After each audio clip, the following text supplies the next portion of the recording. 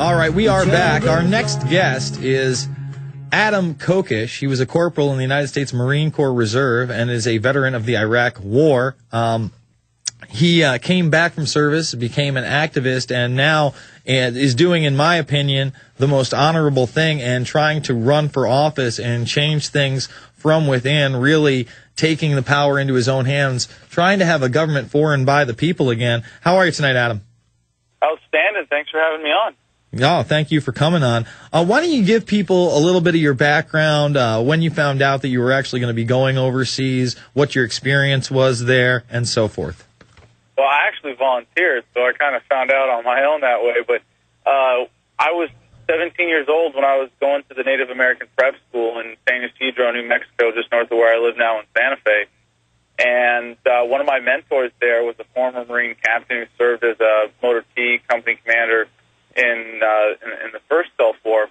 And he inspired me to enlist at 17 in the delayed entry program, which is, what I did. And I signed up, and it really meant something for me at the time to have my life on the line for something I believed in. So it was really cool to be able to join the Marines, first to fight and all that, hoorah, and have a combat MOS. I started out in the artillery, and then I joined the reserves because I was going to college, and I wanted to, but I really wanted to be a part of the national defense for whatever small part of it I was for whatever short amount of time. Like, it really was very meaningful to me to be a part of that, and I just wanted to have my life on the line for something I believed in. And so after training, I deferred college for a year to go to boot camp and then Marine combat training at Camp Pendleton and then field artillery school at Fortsville, Oklahoma.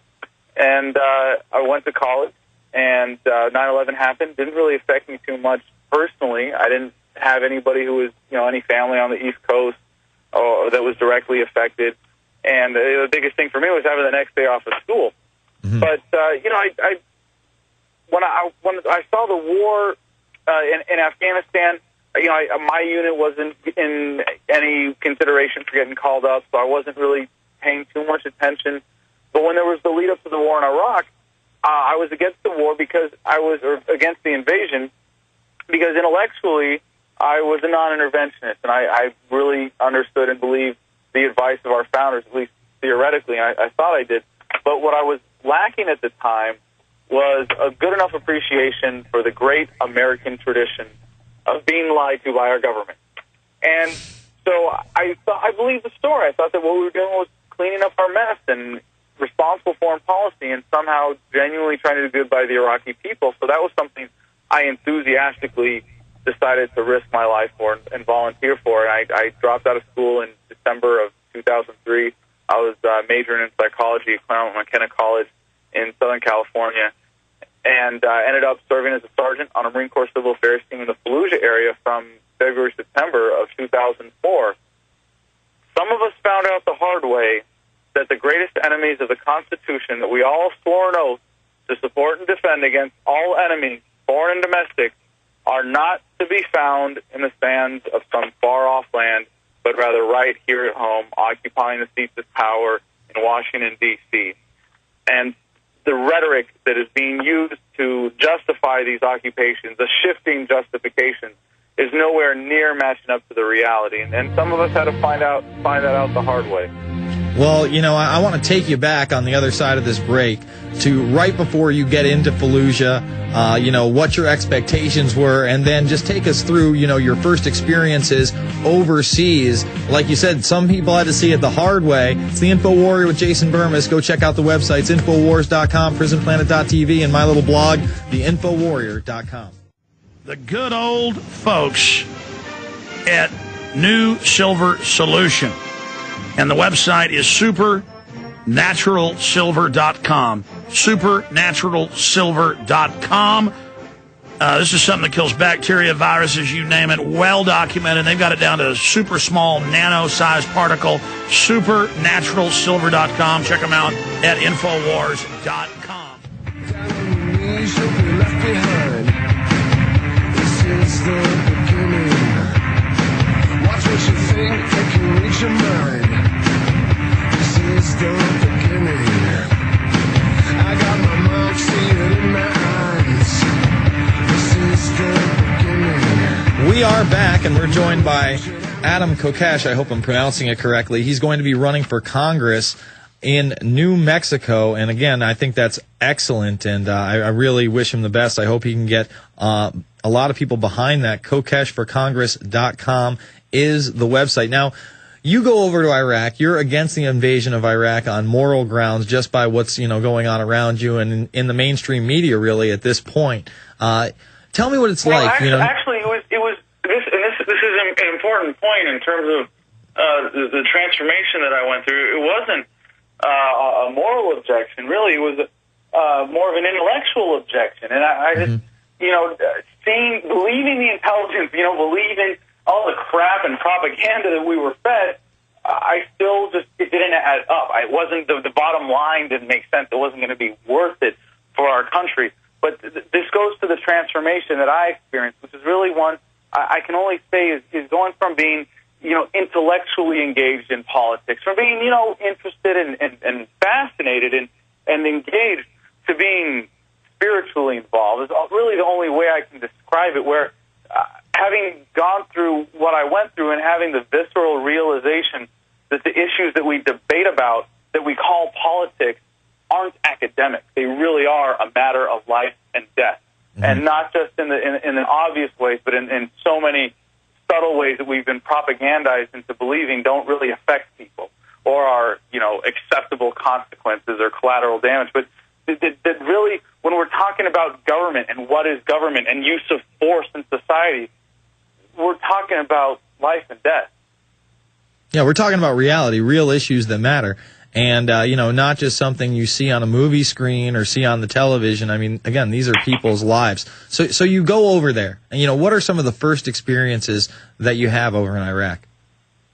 Well, I was on a civil affairs team, and the first thing, we didn't even have a real role. They didn't know what to do with us. And this was really the pivotal thing for me in my experience, in understanding that they were making a big deal out of civil affairs, right? Because at the time, the justification of the month for the war in Iraq, or rather the ongoing occupation, was we got to rebuild. We broke it, we bought it, blah, blah, blah. And that's what we were told we were going to be doing in civil affairs.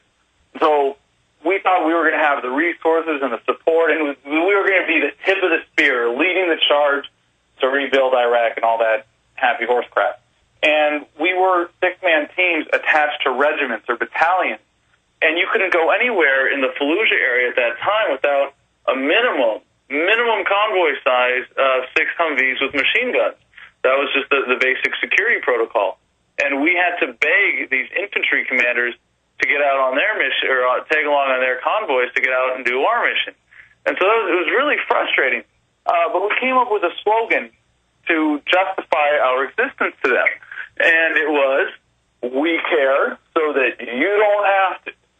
And to the macabre Marine Corps sense of humor, that was hilarious at the time, but if you stop and think about it for a second, it's really screwed up. Because that we care so that you don't have to was not just about our relationship to the Marine Corps infantry. That we care so that you don't have to went all the way up the chain, up to L. Paul Bremer, to the Joint Chiefs, to Vice President Cheney, to, if he ever pretended to care, to Bush, so that he could gush on and on about how much good we were doing the Iraqi people while perpetuating a policy that was destroying their country, but really all the way back down to the American people. So you could go back to sleep and they could go be back in their bubbles and not paying attention to the crimes that are being committed in all of our names with all of our complicit support. And so that's a huge thing for me, coming out and being able to wake people up and tell the stories of veterans. And through my work as an anti-war activist, helping veterans tell their stories and, dealing with post-traumatic stress disorder, reconciling their experiences and turning them into something positive to help fight the power and make the world a better place. And, for me, I was attached to, my team was attached to Gulf Company, 2nd Battalion, 1st Marines during the siege of Fallujah. We were actually first out at Rock Ammo Supply Point, and that was a little weapons store of Saddam's that was between the city of Fallujah and Camp Dakota, a big logistics base a little bit to the southwest of there. And they told us one day, aware. This was, of course, right after the incident with the Blackwater security agents, and I use the term security agents very loosely in this sense, when they drove across the southern bridge over the Euphrates into Fallujah and were ambushed, killed, and had their bodies strung up and burned on the northern bridge there, which precipitated the siege of Fallujah. Of course, if we had known that what we were doing was putting a city of approximately 500,000 people under siege, we would have packed for more than 3 days. Mm-hmm. But we changed rules of engagement more often than we changed our underwear during the siege of Fallujah. And it was